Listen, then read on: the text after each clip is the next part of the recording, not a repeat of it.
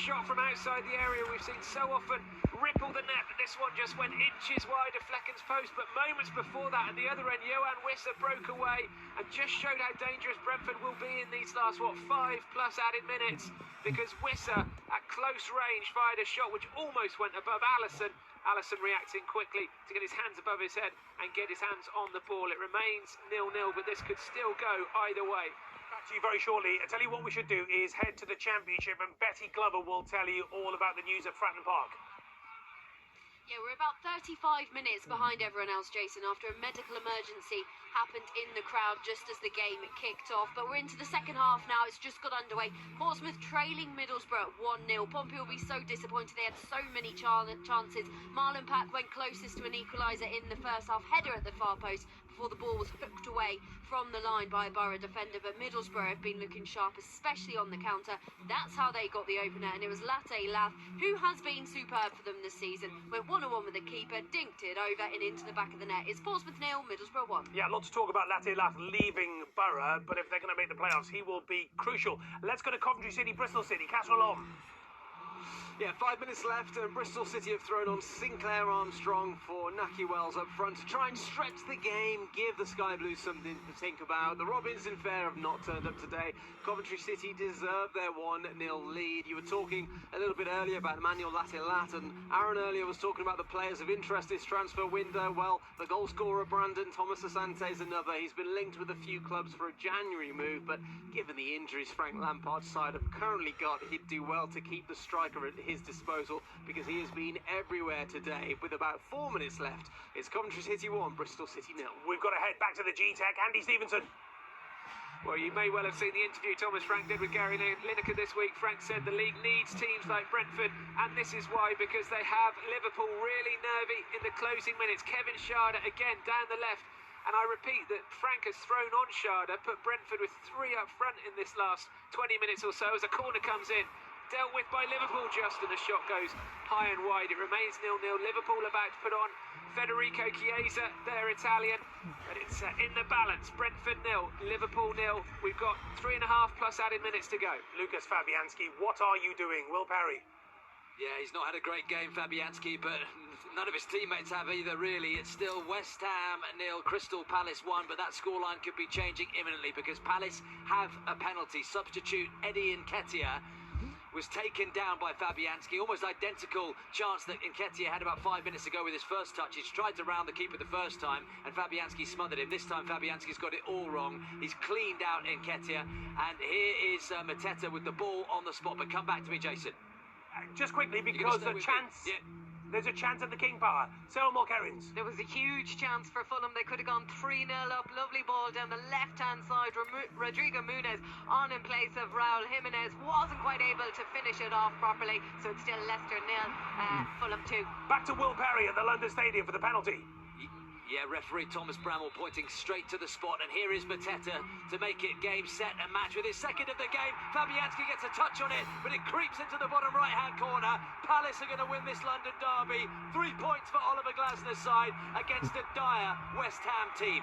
West Ham 0, Crystal Palace 2. I have to say, Fabianski has had an absolute shocker. I think that sums up his afternoon, to be honest. He's dived the right way. It's not the best of penalties. He goes early.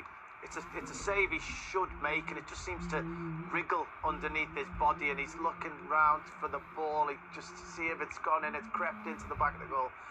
He'll be very disappointed with that. Look But at this, West Ham fans leaving in their droves. Yeah, West Ham have been really poor today. They're after this response with Graham Potter taking over. They got a bit of a one in the midweek with winning that game, albeit I didn't think they played particularly well. But yeah, not got it today. Sorry, Leon. It's all right.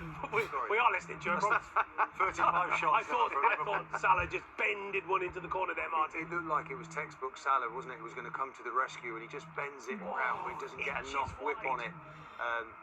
Suspicion of a free kick there on the edge of the box. Brentford didn't get it, but it's honestly just Liverpool now, just parked, isn't it? Edge of the box. Brentford just sat there. Slott's reaction. He thought that was in as well. Right, I'm going to come back to you in just a moment, because I want to talk to you, Martin, as an Arsenal man. You must be delighted with this Liverpool dropping 2 points at the moment. Hold on. Hold that thought. Calm down. Let's go to Fratton Park. Betty Glover.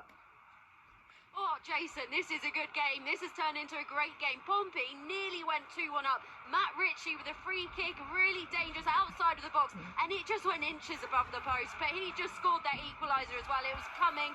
Matt Ritchie really well taken, kept his head up, rounded the defender and fired it into the back of the net. Their first goal in 4 games. Portsmouth 1, Middlesbrough 1. So Liverpool have now had 35 shots without scoring. The last team to have as many shots without success in a Premier League game, Manchester United, a goalless draw at home to Burnley in October 2016. They had 38 shots. And look, with a couple of minutes remaining, they're probably going to go past that as well. Arsenal playing Villa tonight, a game that they should win if they're going to be title challengers. You must be delighted as an Arsenal. Well, I think if you're a player, putting myself back in that situation, if you're running for the title, you don't really like to play the same day as one of your rivals, because you know Arsenal players now probably sitting around.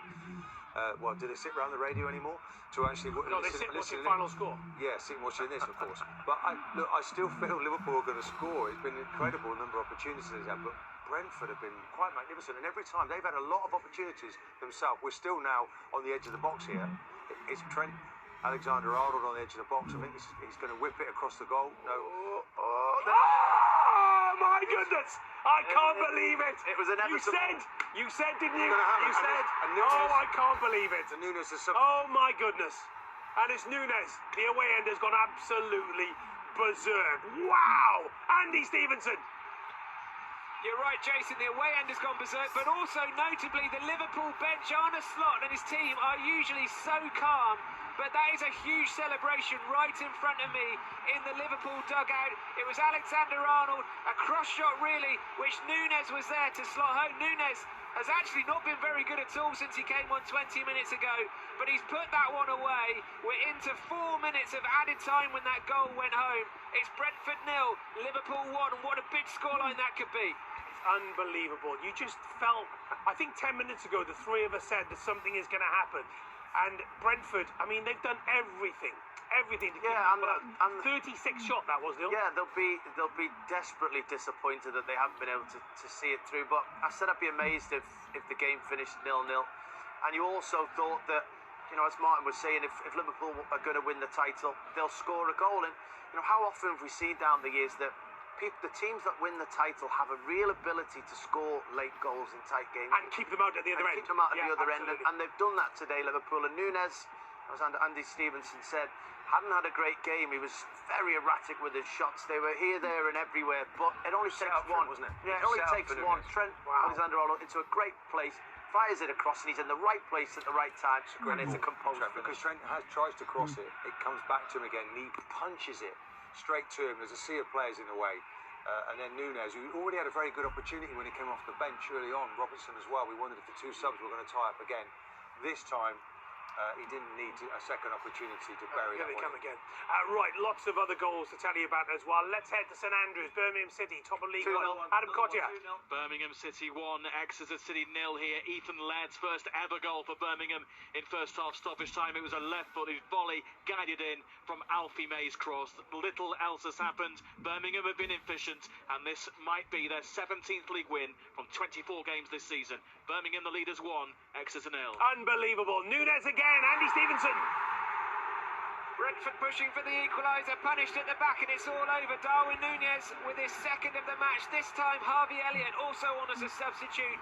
The creator, and Núñez again has gone over to that far corner with the Liverpool supporters celebrating wildly. It was on the counter-attack. It was Chiesa to Harvey Elliott, and then it's a lovely ball with Núñez peeling away, making himself space. He steps inside his marker and finishes with feeling. Brentford 0, Liverpool 2. Yeah, Harvey Elliott involved there as well. It's a lovely ball, but what a finish that is, Martin. And again, that's the confidence of the one he's just scored. He's really blasted through that one. And we've seen him put it over the bar earlier in the match when he came on, but this time Salah getting out of the way. You get out of the way, Salah, I'm having this. And he's blasted it away. I mean, that's what can happen in a moment. These are the hard miles when you become champions. You've got to win in these difficult situations. Meanwhile, I just want to talk about Graham Potter as well. Our Match of the Day cameras have just caught him shaking his head. I mean, there's hardly anyone left in the London Stadium. All the West Ham United fans have gone, but he's got a big job in his hands to restore some sort of faith in that football club. Yeah, huge job. I mean, he's restricted at the moment. His main player, you know, Bowen is injured. They've not got much creativity or goals.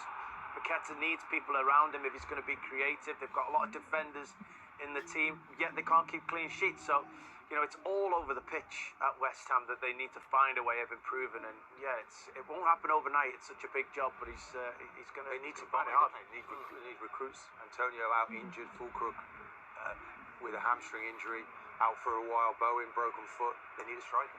Okay, back around the Championship grounds we go to the Kassam Stadium. First, Laura Kenyon. Oxford United 1, Black